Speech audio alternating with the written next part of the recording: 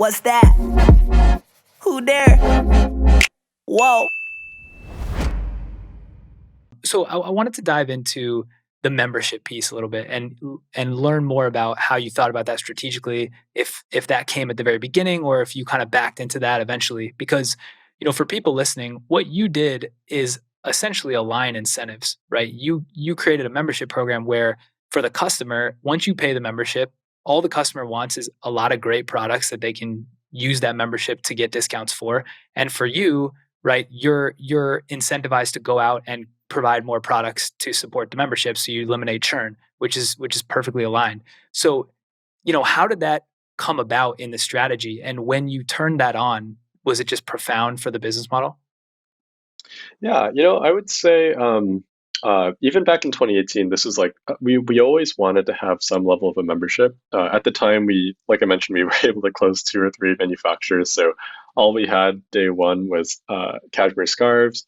I think we had some eyewear and some small leather goods and bags. And ultimately, like that's even though we launched with a membership, that's not enough product to justify like paying a membership price because you're not going to buy those products every day, let alone maybe once every other a month at most. So I think over the years, what we found was we really need to have sufficient product saturation before we could offer a membership, and we had to see signs where people were purchasing without us forcing them to between departments. This is a problem I think you see in a lot of venture-backed direct consumer brands where they follow the narrative of like, hey, start in one category, start in one product, and then expand from there on out. And to expand your lifetime value and expand your frequency of use. And frankly speaking, like it very rarely pans out. I've only seen it maybe at most 5% of the time of all the times that people have tried to do this. And I think for us, it's important to get that day one.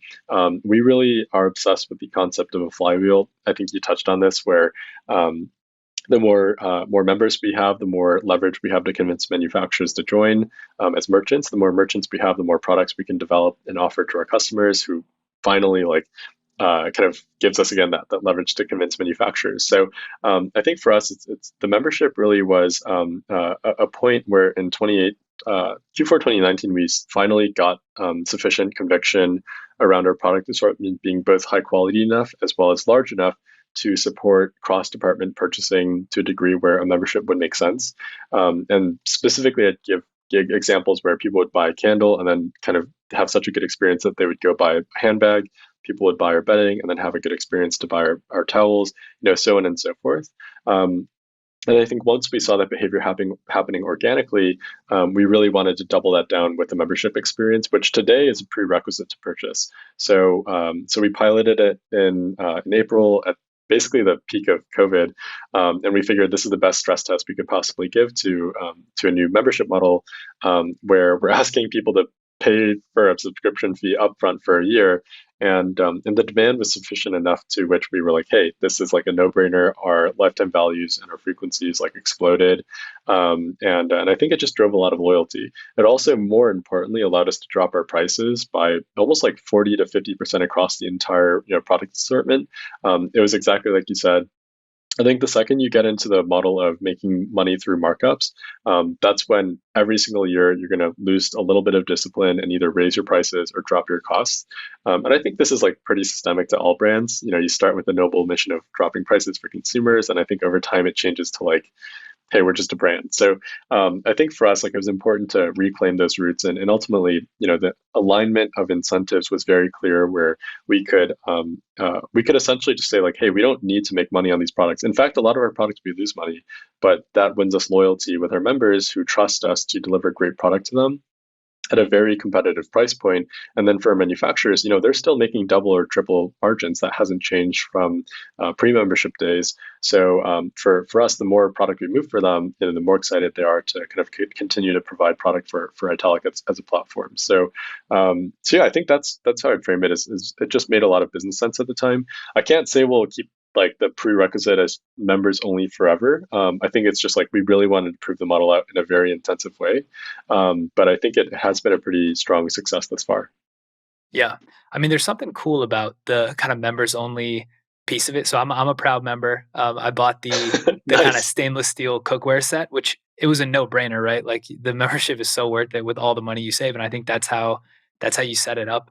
A question I had, right, and I'm sure many members have similar, is talking about the product mix. So when you think about, I think what's cool about Italic is you have so many different, like you said, departments or categories, and you kind of have like the best in class couple of things across multiple categories: luggage, goggles, cookware, and you have the in-house design team. But how do you think about adding new products to the mix? Is it a factor of when you get a new manufacturer that's excited, that kind of drives it, or is it your design team and product team kind of looking on trend to see, okay, where's our portfolio maybe missing or have a gap? Talk about that a little bit. Yeah, I think every company says this, but I think for us, we really do believe it starts with the customer and what they are specifically telling us. We run, this is another term that I think a lot of brands would use. It's like, hey, we have this community. And I think for most brands, it's like they're referring to Instagram comments or something like that. But for us, we really want to productize that community to a degree where we're constantly ingesting data to suggest to our manufacturers and to our category management team as to what we should be making next. And very specifically, the way we kind of think about this is from a qualitative level. We think about products that fit our framework of, are these historically high margin areas? Are these products that are logistically straightforward to fulfill? Are these products that are already sold and were very commonly found online? And if so, great, let's continue to the process. But on the quantitative side, we really think about it from the standpoint of, like, we're constantly ingesting data. So if we look at data that tells us, like, hey, we're missing this product, and if we introduce it, it'll improve our ability to incrementally convert net new customers as members, that's a win for us. And we should look at the low-hanging fruit in categories in terms of what people are saying we're missing before they can join. And then on the flip side, for people who are already members, I know you've probably gotten this survey plenty of times where we ask, like, hey, what are things that we're missing as a membership that would make the membership better for you? And more often than not, for those are products that are like variants of existing products, or kind of going deeper in categories. So to give you an example, in bedding, it could be different materials, it could be different colors. In apparel, it could be different, like, styles or cuts. Whereas for net new members, what we more often see than not is like, hey, I want you to make this category, and once you have this, like, then we'll join.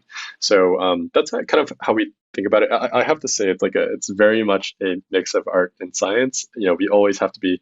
We know that our customers can't tell us everything, and we have to kind of proactively look around corners for them to find product ideas or categories that we think that would fit very well with what they're looking for. And typically that's for, like I said, people who aren't members today. But then on the flip side, for people who are members, it's really all about retention in that regard. So are we providing a good enough service? And most importantly, are we providing great products at a great price point to keep you on for a member as years?